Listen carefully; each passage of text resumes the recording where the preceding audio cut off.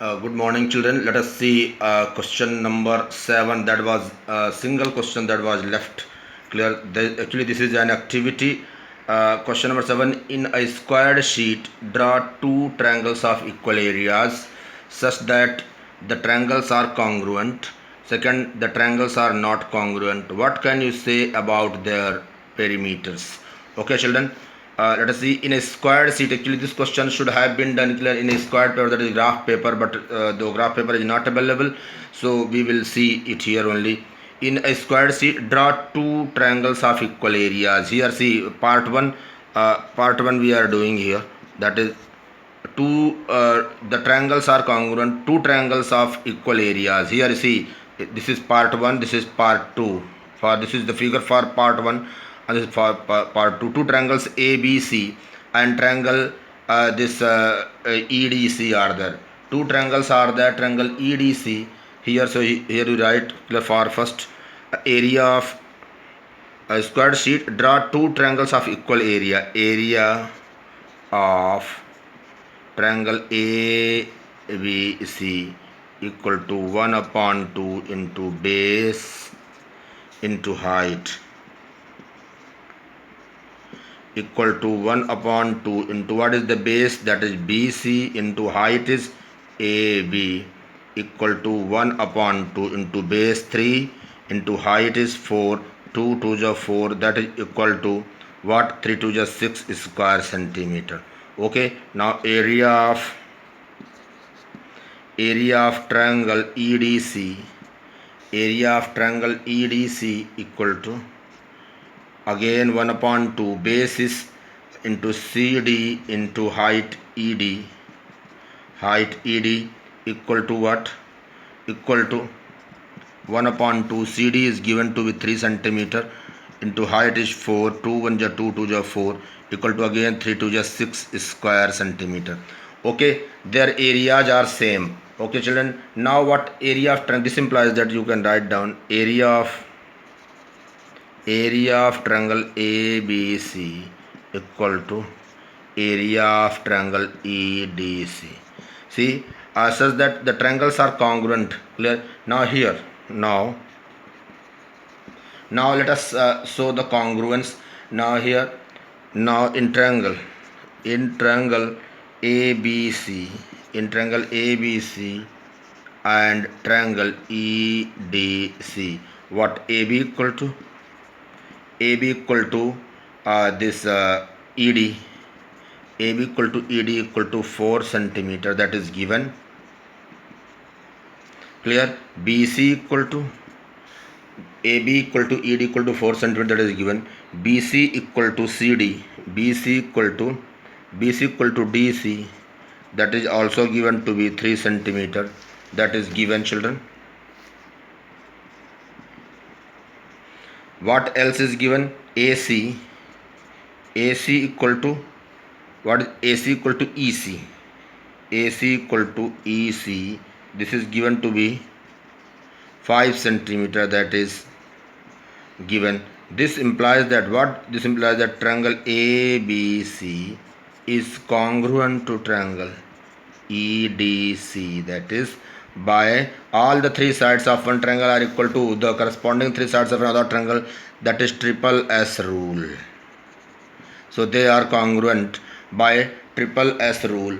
Okay, children. Now what about the perimeter of these two triangles? Perimeter of triangle ABC, that is now perimeter of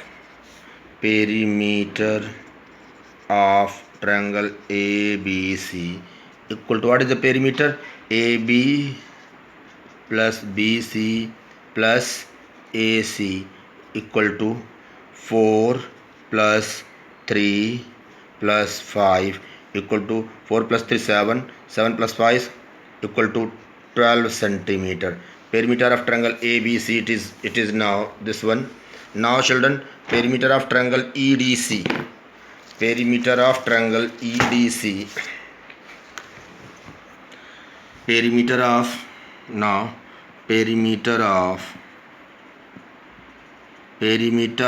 triangle EDC equal to, here EDC is here, that is ED ED plus DC plus EC equal to 4 plus 3 plus 5 equal to, this is also 12 centimeter.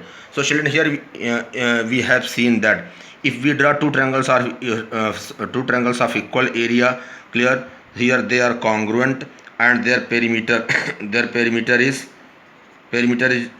equal to what? Perimeters are same. Okay, now case 2. What is case 2? Case 2, the triangles, their areas are equal but they are not congruent. Let us see figure 2, that is over here. Here let us find out what? Find out the area of triangle QPR. Area of triangle QPR, that is area of triangle QPR equal to 1 upon 2 base that into PQ, that is base area of triangle PQR, that is PQ into PR, that is PR is the base, PQ is the perpendicular height, that is, let us write PR into PQ equal to 1 upon 2 into, what is PR? 4 into PQ is given to be 3, 2 2 is 4, 3 2 is 6 square centimeter. Now area of triangle PSR, that is area of triangle PRS, or PSR, whatever you say, that is 1 upon 2, base is same PR into height is, what is the height? Let it be ST, this is T, PR into ST, this is ST, it is also given to be 3 equal to 1 upon 2 into PR is given to be 4 centimeter and ST is given to be 3, clear, that is, and if this is again 2 2 is 4, then 2 3 is 6 square centimeter is the area. Where their areas are equal according to the situation, clear, we have found that their areas are equal. This implies that area of triangle QPR equal to area of triangle PRS. The areas are same. See here now to show congruence, but now in triangle QPR and triangle PRS, what is that? This PR equal to PR, that is PR equal to, what is this? PR equal to this here in triangle, see, sides are not at all equal, that is, see, in QPR and this, since here you write, but these two triangles are not congruent. Here in triangles QPR, that is what? QPR and that is this QPR and STP and S, that is S, that is PRS, that is you can say PRS. Here see, sides are not equal, here sides are not equal.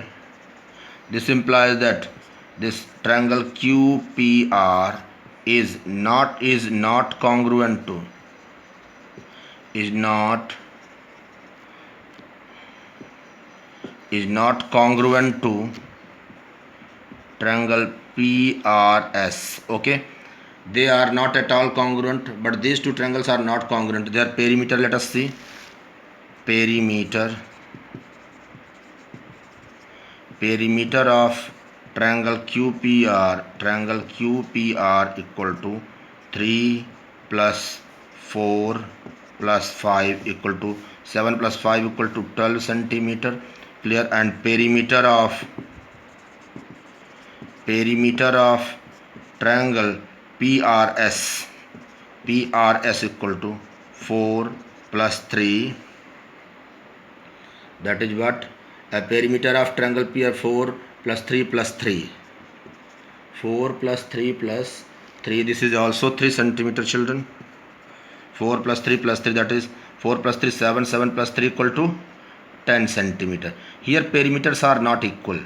Here children, they are not congruent. Since two triangles are not congruent, so their perimeters are not equal. So what do we conclude children?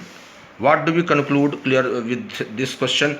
That perimeter, this now we conclude, now we conclude that perimeter, here actually before that you write perimeter of triangle QPR is not equal to the perimeter of triangle PRS. Clear? This implies that we conclude that, what do we conclude? That we can say that perimeter of the congruent, this is the result, perimeter of congruent triangles, perimeter of congruent triangles, perimeter of two congruent triangles, perimeter of two congruent triangles are equal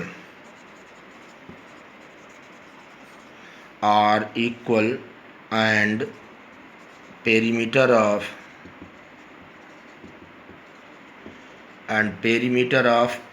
two non-congruent triangles need not be equal. This is the final result. Perimeter of two congruent triangles are equal. This is necessarily equal. And perimeter of two non-congruent triangles are not necessarily equal, means that is need not be equal. Okay children, this is now we have seen, it was a good activity actually, we can say that. Clear? We have verified that perimeter of two congruent triangles, it is necessarily equal, and perimeter of two non-congruent triangles, clear, it is not necessarily equal. Clear? Okay, now let us move to the next chapter of the book, that is comparing quantity children. That is your what, chapter number 8, comparing quantity. Let us introduce it. Comparing quantity, clear, that you have studied in class 6th ratio and proportion, clear, and this something means how to compare two quantities. Chapter 8, that is chapter 8 comparing quantity. Chapter 8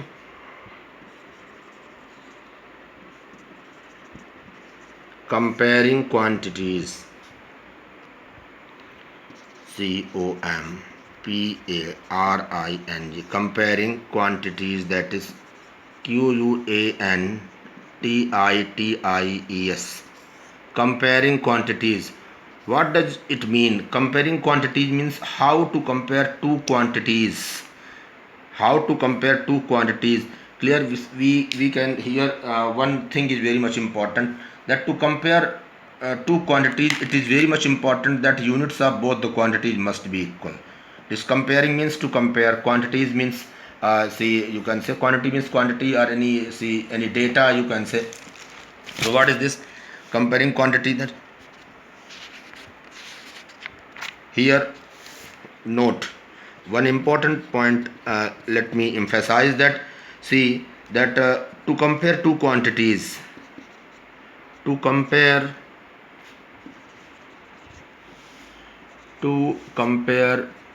two quantities,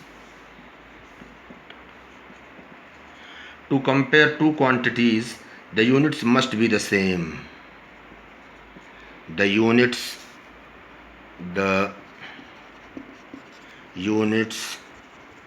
must be the same. What does it mean? It means that R can be compared with R. It cannot be compared with the day. Clear? R cannot be compared with the week. Clear? Paisa cannot be compared with rupee. Clear? Until and unless clear we make both the quantities rupee or in paisa, we cannot compare. So what is the important thing? To compare, sorry, this is wrong. This is to compare. To compare two quantities, the units must be the same. Okay, children? To compare two quantities, the units must be same. Now let us see equivalent ratios equally. Ratio and proportion you have studied in class 6th. That is equivalent ratio. What is called equivalent ratio? Equivalent ratios. Clear? Two ratios are, see, two ratios are called equivalent. Clear? If they are equal. Clear? Whether two ratios are called equivalent if they are what? If they are two. See, if the two ratios are, if the two ratios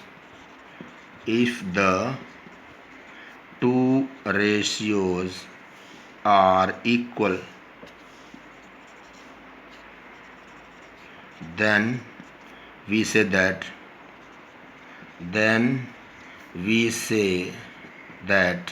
two ratios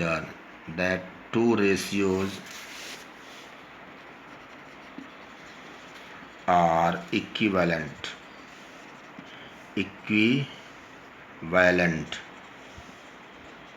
Okay, children, this is how to, this is means if the two ratios are equal, then we say that two ratios are equivalent. What is the ratio? Basically, ratio is nothing but it is ratio is the comparison by division. Also you can say the ratio of two quantities of the same kind and in the same unit is the fraction that one quantity is of the other. Means the ratio is nothing comparison by division or by multiplying also we can say. So this equivalent ratio, if see, if A upon A is to B equal to C is to D, then we can say this implies that A B or it can be written as A is to B as C is to D. Then we say that A B C D are in proportion. If A is to B is equal to C is to D, clear, then we say that A, B, C, D are in proportion. Okay, children. Now this next proportion also we have understood. Now unitary method. What is called unitary method and why it is called so? Unitary method means to find out a method in which unitary method.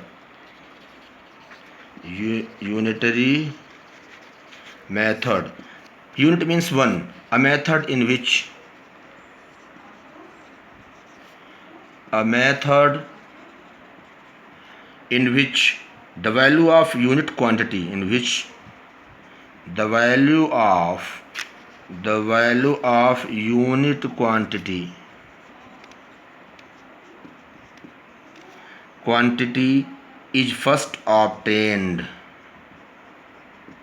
is first obtained. A method in which the value of unit quantity is first obtained, clear, to find the value of any required quantity, to find the value of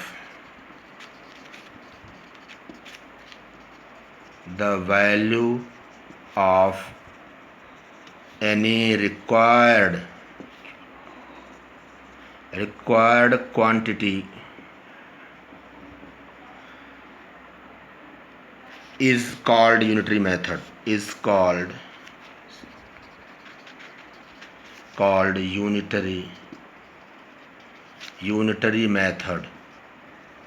So what is unitary method? A method in which the value of unit quantity means one quantity is first obtained to find the value of any required quantity, clear, is called unitary method. Means I want to say clear in simple words that first we find for one and then we find for the any other quantity, any other number of that is any other required quantity, that is called unitary method. Okay, children, let us now move to exercise this one, your exercise 8.1. there are not very, these terms are not there, that is exercise 8.1. exercise 8.1, that is exercise 8.1. What does it state? See, find the ratio. In class 6 you have been aware of find the ratio. Find the ratio of A, that is rupees 5 to 50 paise. Rupees 5 to 50 paise. Start, children. Here see, we cannot find the ratio directly because the units are different. Start solution. Here it is rupees 5, it is 50 paise, so it is not possible to find out the proper ratio. So it is better to here now rupees 5 equal to 5 into 100 paise, that is equal to 500 paise. 500 paise, that is why. See, because 1 rupee equal to rupee 1 equal to 100 paise. Clear? 1 rupee equal to 100 paise, that is clear, children. That's why 5 rupees equal to 500 paise. Clear? Now ratio of 500 paise to 50 paise equal to, that is what? That is, see, 500 upon 50, that is this one, this, and this 5 1 ja 5, 5 1 ja 5, 5 0, that is 10 upon 1, that is equal to, ratio is 10:1. Okay, children. So this is how we find the ratio. Clear? So what is the first thing required? First thing required is to make both the units equal. Clear? And see, to make both the units equal, clear, we must remember and we must know the relationship between both the units. Okay, children, let us see another question, that is this let it be 30 days to 36 hours, that is D part. 30 days to 36 hours. 36 hours. Here see, one side day is there, here hours is there. So both the units are different, so we cannot find out the ratio. What will we do first? This day will be converted into hours. 1 day equal to 24 hours.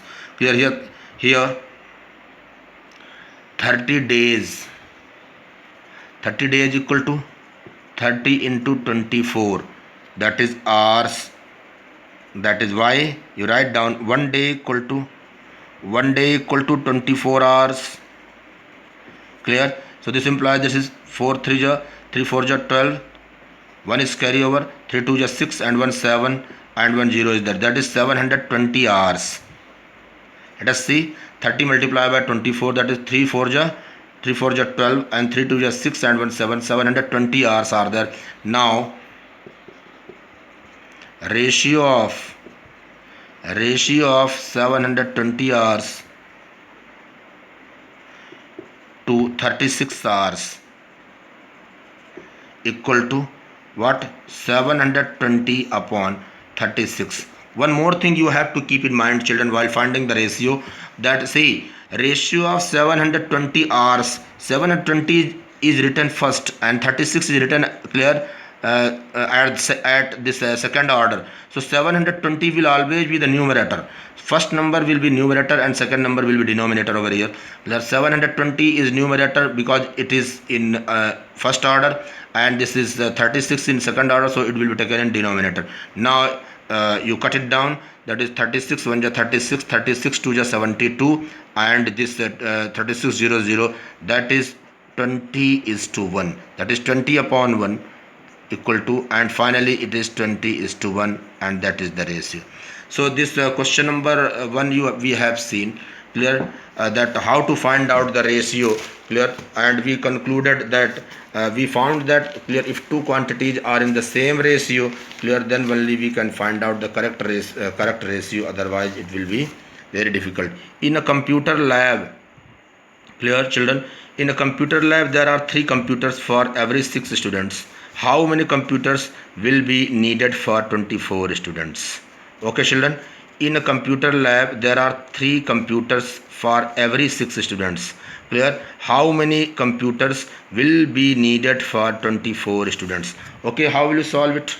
Let us see. In a computer lab there are 3 computers.